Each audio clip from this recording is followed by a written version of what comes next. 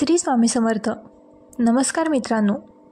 चुकूनही घरात मंदिरात अशा मूर्ती ठेवू नका, त्यामुळे घराचा नाश होतो. प्रिय भक्तांनो, जीवनात काही गोष्टी इतक्या महत्त्वाच्या असतात की त्या दुर्लक्षित करता येत नाहीत. तुम्ही आगपेटी सोडू शकता, पण चुकूनही तुमच्या घराच्या मंदिरात या 10 वस्तू ठेवू नका.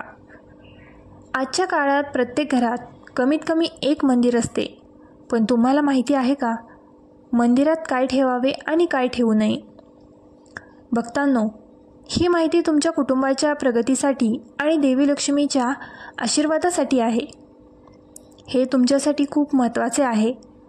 जर तुमच्या घराच्या मंदिरात गणेशजींची मूर्ती किंवा चित्र असेल तर तुम्हाला विनंती आहे की तुम्ही हा व्हिडिओ ताबडतोब पहा आणि काळजीपूर्वक ऐका, कारण ही माहिती तुमच्या कुटुंबाला उद्ध्वस्त होण्यापासून वाचवू शकते. प्रिय भक्तांनो, या त्या गुप्त गोष्टी आहेत ज्या लोक अनेकदा लपवून ठेवतात, परंतु ज्या जाणून घेतल्याने कुटुंबात आनंद, समृद्धी आणि संपत्ती वाढते. जर तुम्ही हा व्हिडिओ पूर्णपणे पाहिला तर समजून घ्या की सुख आणि शांतीसोबतच देवी लक्ष्मी तुमच्यावर घरात नेहमीच वास करेल. आजही अनेक लोक मंदिरासमोर अशा गोष्टी करतात ज्यामुळे त्यांना दुःख होते. प्रिय भक्तांनो, या व्हिडिओमध्ये आपण जाणून घेऊया की त्या 10 गोष्टी कोणत्या आहेत ज्या तुम्ही तुमच्या घरातील मंदिरात ठेवू नयेत. व्हिडिओ सोडण्यापूर्वी वेळ वाया घालवू नका. न घालवता या महत्त्वाच्या गोष्टींकडे वळूया. तुम्ही मंदिर बांधले आहे, त्यातून या गोष्टी पूर्णपणे काढून टाका. म्हणून आम्ही तुम्हाला भक्तांना काय सांगणार आहोत ते काळजीपूर्वक पहा. आज जर तुमच्या घरात मंदिर असेल आणि तुम्ही देवाची पूजा करत असाल तर आज तुमच्या मंदिरासाठी, तुमच्या देवासाठी हा व्हिडिओ नक्कीच पहा. चुकूनही हा व्हिडिओ वगळू नका, अन्यथा तुमचे घर पूर्णपणे उद्ध्वस्त होईल. व्हिडिओ हलक्यात घेण्याची चूक करू नका. घरात इतकी गरिबी येईल की तुम्हाला अन्नधान्यही मिळणार नाही. आज नाही तर उद्या, परवा नाही तर परवा. प्रिय भक्तांनो, एक ना एक दिवस तुम्ही हा व्हिडिओ अवश्य पहा. जर तुम्ही हे वाचले असेल तर शक्य असेल तर हा व्हिडिओ उद्ध्वस्त होण्यापूर्वी पहा. तुमचे कुटुंब उद्ध्वस्त होण्यापूर्वीच वाचेल. आजही भारतात असे बरेच लोक राहतात ज्यांनी त्यांच्या घराच्या मंदिरातून या गोष्टी काढून टाकल्या नाहीत, आणि असे काही भक्त देखील आहेत ज्यांनी त्यांच्या बेडरूममध्येच घराचे मंदिर बनवले आहे. अशा परिस्थितीत असे बरेच पतीपत्नी आहेत की पतीपत्नी त्यांच्या घराच्या मंदिराच्या खोलीत बेडरूममध्येच एकत्र झोपतात. माझे म्हणणे असे आहे की ज्या खोलीत पतीपत्नी एकत्र राहतात, एकत्र झोपतात, एकत्र जेवतात आणि विचार करा प्रिय भक्तांनो, जर तुमच्या बेडरूममध्ये देवाचे मंदिर असेल आणि तुम्ही देवांच्या समोरच सुरुवात करता तर देवाच्या मंदिरासमोर असे कृत्य करणे खूप चुकीचे आहे. आम्ही तुम्हाला हात जोडून सांगत आहोत की जर तुम्ही कधी तुमच्या बेडरूममध्ये असाल तर शक्य असल्यास तिथे मंदिर बनवू नका. आम्ही असे म्हणत नाही आहोत की पती पत्नींनी एकत्र झोपू नये. भक्तांनो, उलट आम्ही तुम्हाला सांगत आहोत की घराचे मंदिर वेगळे असावे. भारतात क्वचितच असे एकही घर असेल जिथे पूजाघर नसेल, आणि पूजाघर हे ते ठिकाण आहे घरात सकारात्मक ऊर्जा जिथून वाहते. म्हणून तुमचे पूजाघर वास्तूनुसार असे असले पाहिजे की तिथे तुमच्या घरात सकारात्मक ऊर्जा चांगल्या प्रकारे प्रसारित करू शकेल.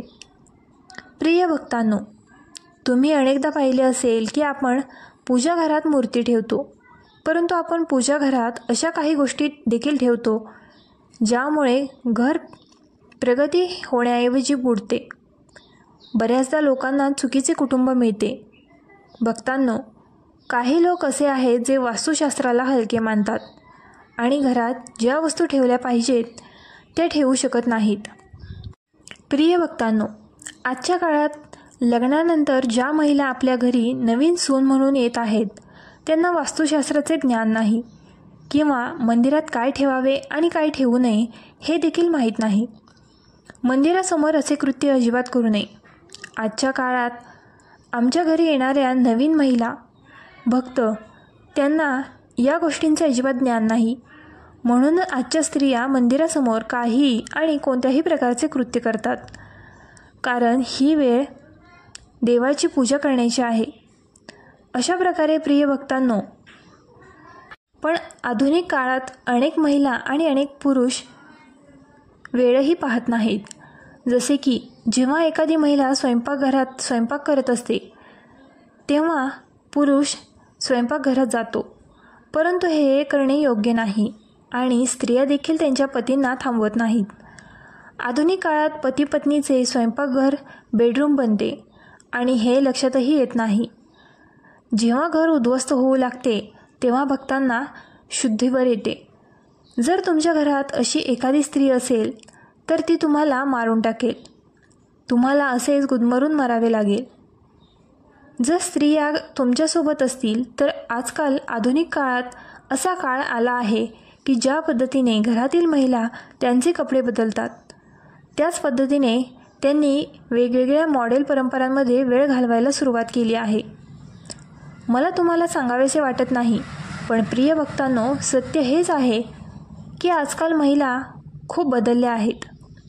व्हिडिओ सुरू करण्यापूर्वी माझी तुम्हाला एक छोटीशी विनंती आहे की तुम्ही कमेंट बॉक्समध्ये जय लक्ष्मी माता लिहावे.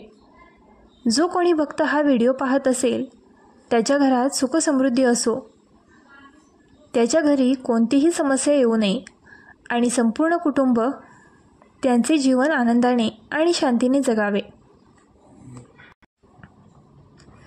प्रिय भक्तांनो, जर तुमच्यापैकी कोणी असेल तर जर तुम्ही लक्ष्मी माताजींवर विश्वास ठेवत असाल, तर जर तुम्ही खरे भक्त असाल तर तुम्ही हा व्हिडिओ नक्कीच लाईक करा आणि चॅनलला सबस्क्राईब करा आणि खालील कमेंट बॉक्समध्ये जय लक्ष्मी माता लिहा. जो कोणी भक्त कमेंट बॉक्समध्ये जय लक्ष्मी माता लिहितो त्याच्या मनात जी काही इच्छा असेल ती पूर्ण करा. प्रिय भक्तांनो, पूजा घरात या गोष्टी ठेवणे महत्त्वाचे आहे. अशुभ संपत्ती नष्ट होते आणि आई अशा घरातून निघून जाते. यासोबतच या व्हिडिओमध्ये आपण तुमच्या घरात सुख आणि समृद्धी हवी असेल तर पूजा घरात उपस्थित राहणे अत्यंत आवश्यक असलेल्या काही खास गोष्टींबद्दल जाणून घेऊ. आणि जर तुम्हाला संपत्तीची इच्छा असेल तर पूजा कक्षात या 3 गोष्टी असायलाच हव्यात. भगवान श्रीकृष्णाने स्वतः म्हटले आहे की प्रत्येक मनुष्य आपल्या घरात एक लहान पूजा कक्ष किंवा मंदिर निश्चितच बनवतो, ज्यामध्ये तो त्याच्या सर्व आवडते देवी देवता आणि त्यांच्याशी संबंधित महत्त्वाच्या गोष्टी भक्तिभावाने ठेवतो. तो त्याच्या मंदिरामध्ये देवी देवतांचे फोटो, पूजा साहित्य इत्यादी देखील ठेवतो. परंतु आपल्या शास्त्रानुसार मंदिरात काही वस्तू ठेवणे जितके फलदायी आहे तितकेच काही इतर वस्तू ठेवणे अशुभ आहे. या अशा काही गोष्टी आहेत ज्यामुळे घरात नकारात्मकता राहते आणि भांडणे, संघर्ष आणि नुकसान होते. प्रिय भक्तांनो, भगवान श्रीकृष्ण म्हणतात की कलियुगात मनुष्य काही अशुद्ध गोष्टींना धार्मिक मानेल आणि त्यांची पूजा करेल, ज्या शास्त्रांमध्ये ते निषिद्ध मानले आहे. भगवान श्रीकृष्णाने आधीच भाकीत केले होते की कलियुगात माणूस निराधार पिसे आणि धूप दान करेल. भक्तांनो, भारतीय परंपरा मातीशी जोडलेली आहे, म्हणून मंदिरात पारंपरिक मातीचा दिवा असला पाहिजे. जर तुम्ही मातीचा दिवा ठेवू शकत नसाल तर धातूचा दिवा वापरा. जर तुमची देवावर खूप श्रद्धा असेल तर तुम्ही उपला देखील लावू शकता आणि गूळ आणि तुपाचा धूप अर्पण करू शकता. असे केल्याने घरात सुख शांती राहील. दुसरी गोष्ट म्हणजे आरोग्य. हे घराच्या मंदिरात असले पाहिजे. प्रिय भक्तांनो, तुम्ही ते रोलीने पेटवू शकता. ते करा, कारण स्वस्तिक हे तुमच्या घराच्या शक्ती, सौभाग्य, समृद्धी आणि शुभतेचे प्रतीक मानले जाते. हेच मुख्य कारण आहे की कोणतेही शुभकार्य करण्यापूर्वी स्वस्तिक चिन्ह निश्चितपणे बनवले जाते. तिसरी गोष्ट म्हणजे कलश. भगवान श्रीकृष्ण म्हणतात की कलश हे सुख आणि समृद्धीचे प्रतीक आहे. भाविकांनी त्यांच्या मंदिरात रोली कुंकू असलेले स्वस्तिक बनवावे आणि त्यावर मंगल कलश ठेवावा. असे केल्याने घरात नेहमीच समृद्धी राहते आणि धनप्राप्ती होते. चौथी गोष्ट म्हणजे शंख. समुद्रमंथनाच्या 14 रत्नांसह शंखाची उत्पत्ती झाली. हे फार कमी लोकांना माहिती आहे. म्हणूनच शंखाची महालक्ष्मी म्हणून पूजा केली जाते. शंख आपल्याला खूप प्रिय आहे. शंखाचा आवाज देखील सकारात्मक ऊर्जा प्रसारित करतो. म्हणून प्रिय भक्तांनो, मंदिरात शंख असलाच पाहिजे. घरात शंख असल्यास महालक्ष्मी देखील प्रसन्न होते आणि त्या घरात कधीही पैशांची कमतरता भासत नाही. व्हिडिओ आवडला असल्यास आपल्या ग्लो मराठी चॅनलला लाईक, शेअर आणि सबस्क्राईब करायला विसरू नका.